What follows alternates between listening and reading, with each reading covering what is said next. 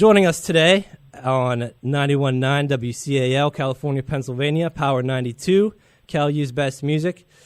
It's myself, DJ Rude Boy Russ, and Mike 2 on. Hey, what's up? This is Ryan, Russ's brother.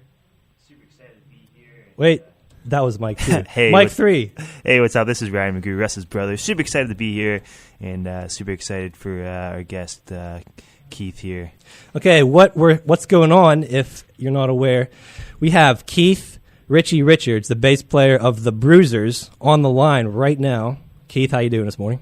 Excellent, buddy. How are you? I'm fantastic. Had a couple technical issues there, but we're all squared away. And for those that don't know, Keith, like I said, he's the bass player for the Bruisers. The Bruisers, who are the Bruisers, Keith? The Bruisers are an American street punk band from Portsmouth, New Hampshire. Okay. Now, I hear that the Bruisers have a new album that just came out this month. Is that correct?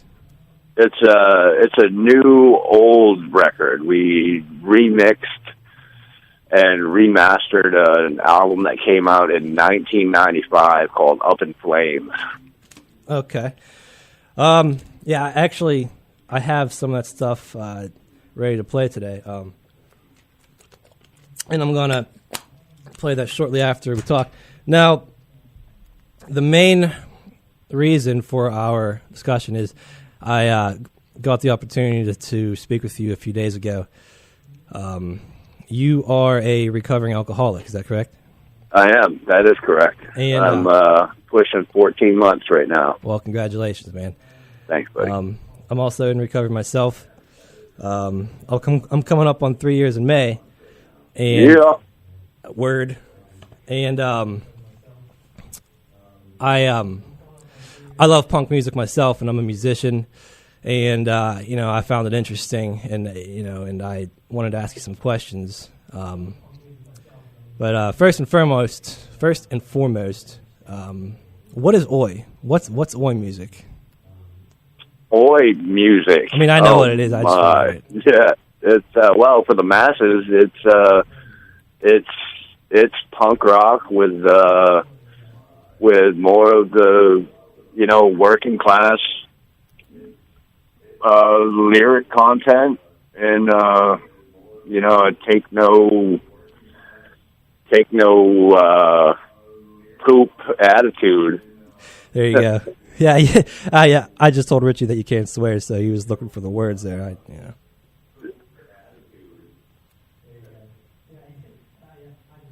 Hello. Hello. All right, we're still there. All right. When did the Bruisers start? The Bruisers started in Portsmouth, New Hampshire in 1988. I would even go to say they were forming around 87 or so. Okay. It was Al Barr, Jeff Morris, Scotty Davies, and Roger Shosa.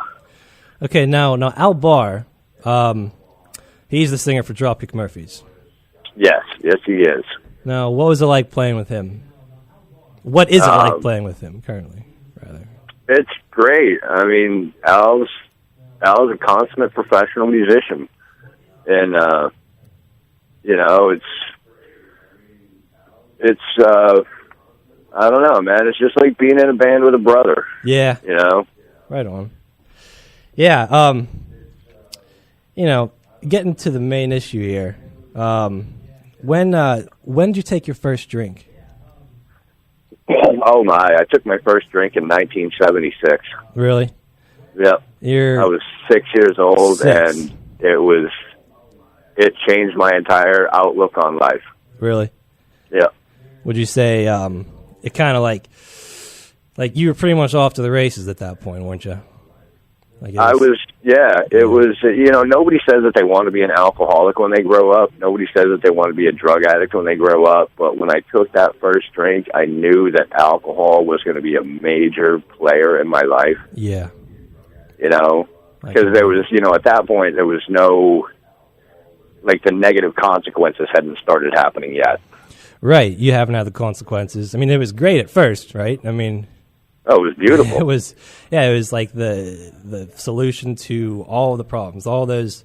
I mean, at 6, like me, like I started in my adolescent years, and I felt that it kind of took away all those fears and insecurities, all that, just like feeling less than, feeling like a loser through high school. You know what I mean? And kind of just it just erased all that, and I found my crutch. You know what I mean? It was like my fuel. And my identity formed around that, and exactly. Yep.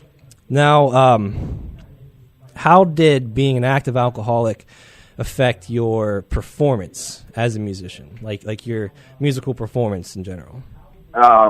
It didn't start affecting my musical performing until a few years ago. Really? I had always somehow maintained enough clarity to be able to play. Yeah. But it was the stuff that was happening off stage that was the issue. Yes. Like I could play 45 minutes, an hour and a half every night after drinking a couple of cases of beer and, doing drugs and all that stuff. But it was the things that led up to it and the things that happened afterwards that were detrimental to my being in bands. Now that kind of leads me to my next question here. How did your active alcoholism affect your relationships with the other members of the bands?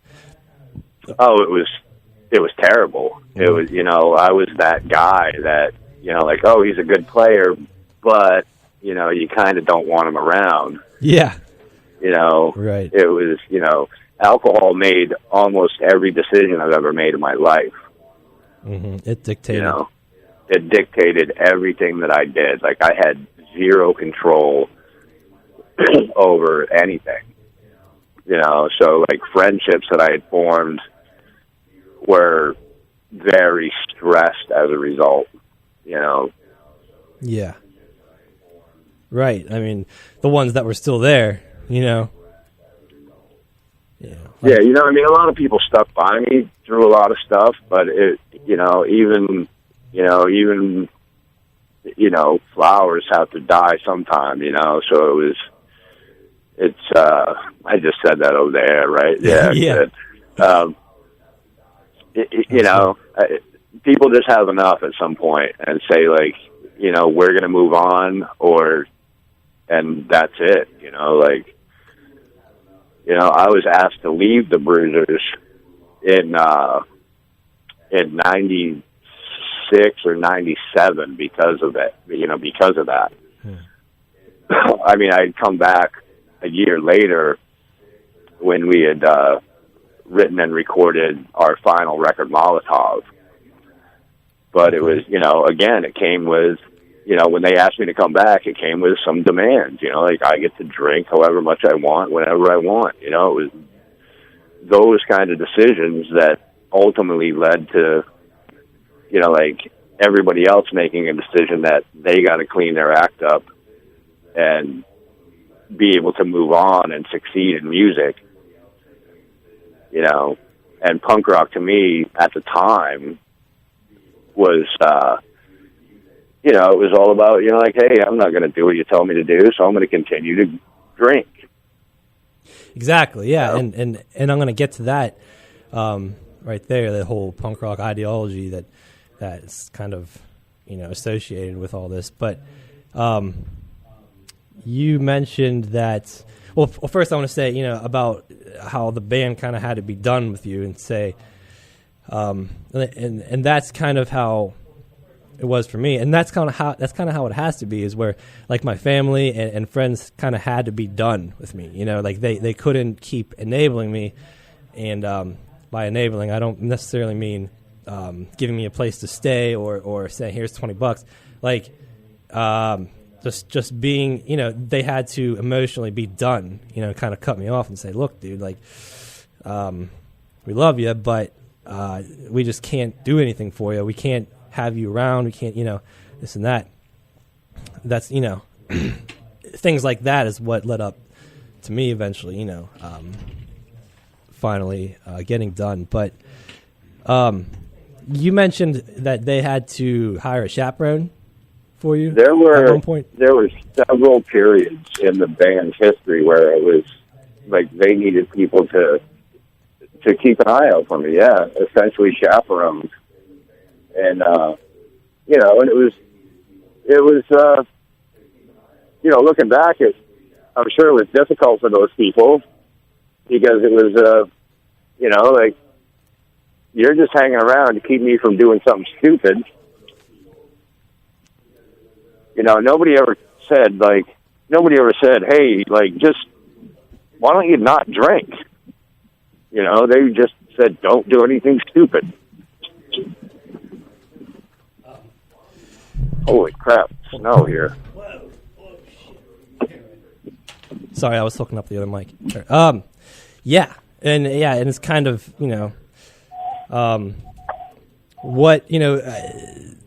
whenever we're under the influence, there's really, don't do anything stupid.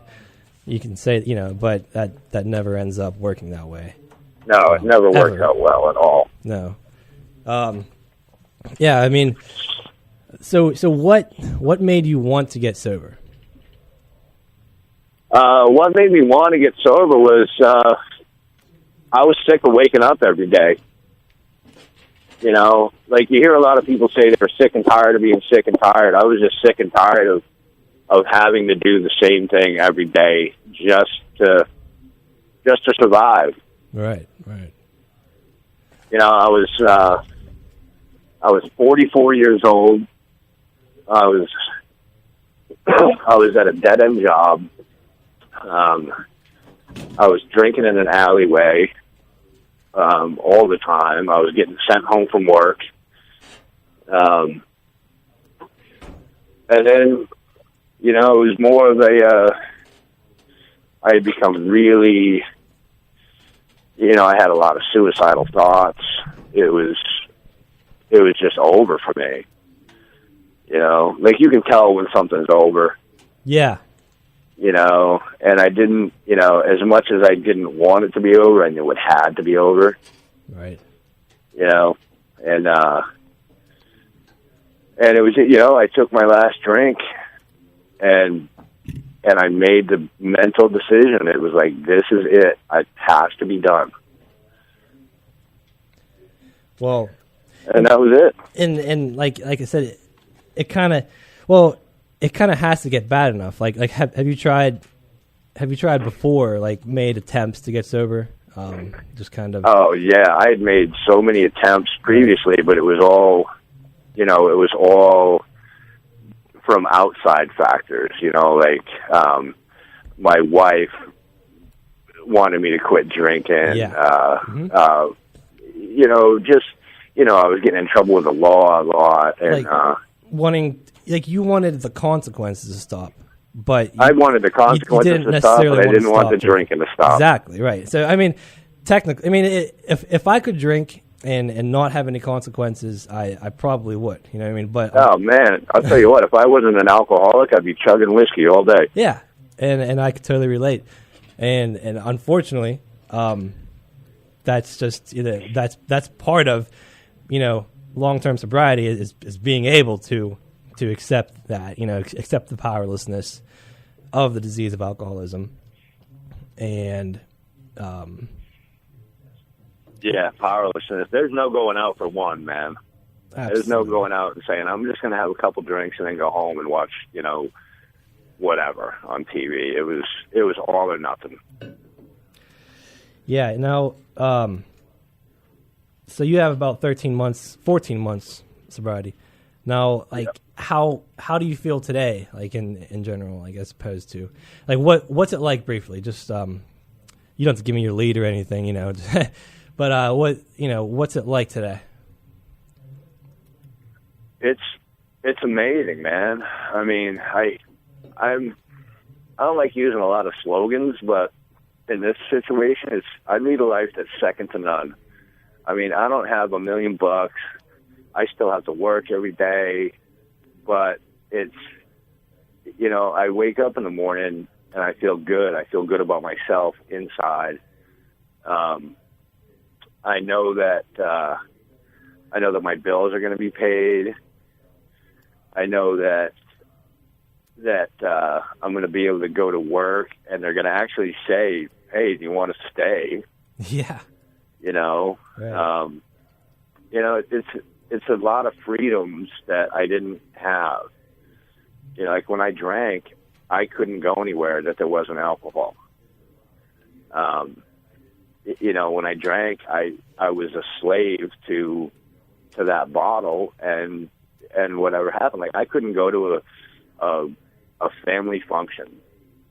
You know, and if I did, it was, you know, things got awkward really quick. You know, but today it's great, man. I mean, you know, there's a bunch of snow on the ground right now, and I'm not freaking out. You know, I mean, I would never have thought in 1,000 years that I'd be in a radio booth, you know, at college, you know, sober, talking to the bass player of the Bruisers about sobriety, you know, and just that, right, you know, and then you being grateful for just waking up and seen snow on the ground, you know, like life is so freaking good today, you know. Now, personally, being a recovering alcoholic myself with almost 3 years, I feel that punk rock at its core is about rebellion, you know. But, you know, people get preoccupied with this idea of rebelling or trying to rebel or pretending to rebel against a system that's not going to change, or making these aggressive, non-educated assumptions towards this faction or that political party or the police or yada yada.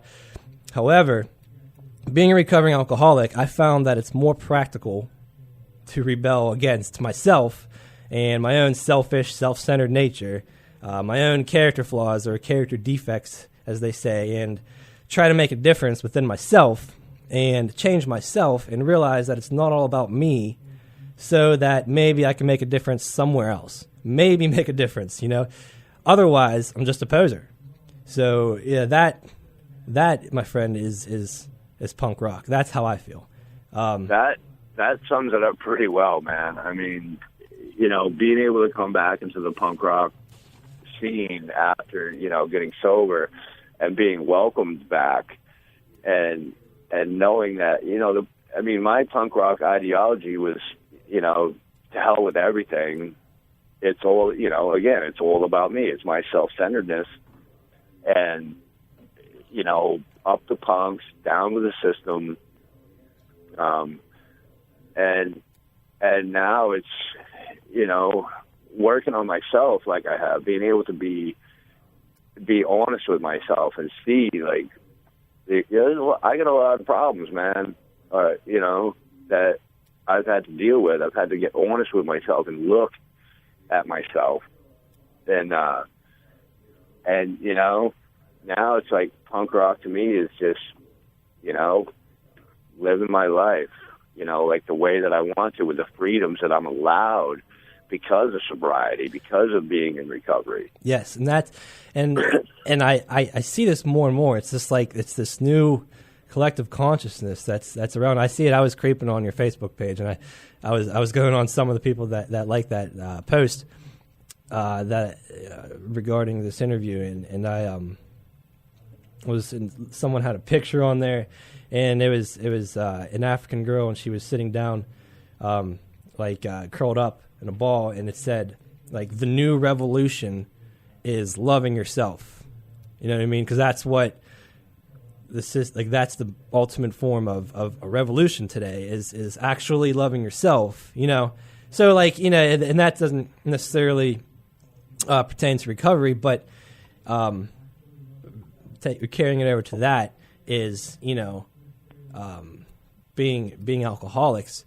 Like the hardest thing that we ever have to do is to get sober and to go against that and to actually, you know, look at ourselves, which is incredibly hard to do.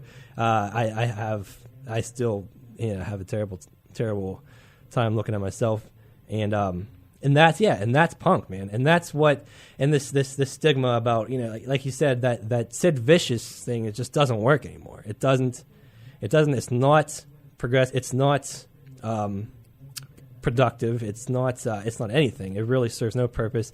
It's kind of like there's this, like these young impressionable minds, are just kind of, eating all this up, and it's just kind of creating this mass of tool bags who think that they're, rebelling against something. And, I'm not going to go off onto a sideways tangent, but now, do you plan on writing your own music, kind of sharing your own personal experiences, stuff like that? I do, but it's nothing that I'm rushing into. Right. Like I started writing a book. I started writing a book almost immediately out of getting out of rehab, and thinking that, the freshness of it would kind of help me out a little bit. But then I put it on hold for a little while just to get some mental clarity. Yeah. Good. So I'm kind of doing the same with the music thing. That's, what, I'm really happy to hear that, because, that's exactly what needs to take place is that the change, the kind of denying yourself of those things. I myself didn't even pick up my guitar for a year. I was directed to do that, and I didn't want to do it, but I did, and even to this day, I still haven't gotten to a place where I can, my identity, my sober identity, hasn't completely formed yet. So I'm still trying to figure out who I am. So how can I write music about, something? Yeah. I can't force anything like that. That's something sacred, and hopefully someday, I'll get there. But I'm really happy to hear that that you're doing those things. And now, straight edge. For me, like being straight edge, one refrains from drugs and alcohol for the reasons of promoting a healthy lifestyle. And like as Earth Crisis puts it, the key to self-liberation is abstinence from the destructive escapism of intoxication. Now, that said, I didn't get sober because I wanted to embrace and implement a new philosophy into my life. I got sober because if I didn't, I was going to die. Yes. Yep. Total difference. I mean, I love the straight edge ideology. Right. I love the music, which is a huge difference for me. And it's straight edge to me was always like these are people who never drank, they've never done drugs, they've never gotten to the point of desperation where it's like they feel like they're going to die.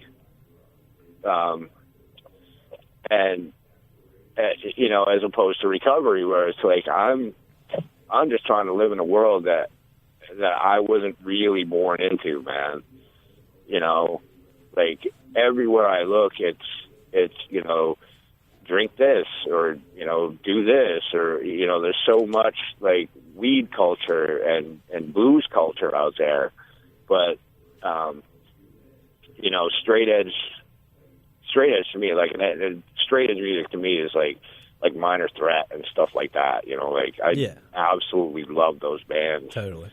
And I agree with their ideology, but it was never for me. I would go to shows, drunk as a skunk, put X's on my hands because I thought it was funny. Yeah.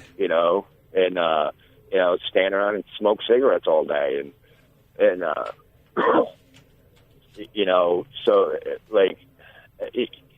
As much as I agree with their philosophy, I guess there's a huge difference in straight edge and recovery. As a recovering alcoholic, I choose not to drink, not because I want a healthy lifestyle, but because I want to live. If I pick up a drink, it may not happen tomorrow, it may not happen next week, but eventually I'll be dead. And, it's just, it's like that for me. You know what? Hey, how you doing? I got the janitor coming in. It's a big party in here now. Keith, man, dude, that was like, I'm so stoked right now. I can't even like put myself together. And I can hear myself in a 7-second delay too. I'm gonna edit that. I'm gonna edit that out whenever I post it on YouTube. Don't worry. All right. So it's 6:37. I know you got to start work at 7 o'clock. Yeah, I actually got to start driving here in a couple minutes. Okay. Well, I'm gonna wrap it up then.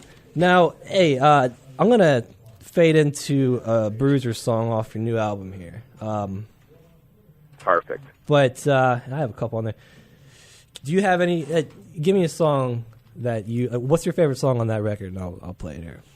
All Messed Up, the first track. Yes. Okay. I'm gonna go ahead and I'm gonna cue that up here. Keith Ritchie Richards from the Bruisers, Boston Oi punk, one of the forerunners of American Oi, and, you know, that paved the way for bands like Dropkick Murphys and Rancid. You know, kind of like the pioneers of this whole movement here. And it's a big deal. It's a big deal having you on, Keith. I'm going to wrap it up. I appreciate it. I thank you so much. And, you know, I'll talk to you later, man. Have a good day, man, at work. All right. You guys have a great day out in California, Pennsylvania, wherever you're all at. Yeah. And keep it on the top side. Right on. I'll catch you on the rebound. Keith Richards from New Hampshire, talking about sobriety and the Bruisers and punk rock.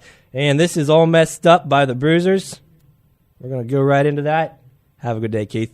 All right, take it easy, buddy. Thanks. Peace.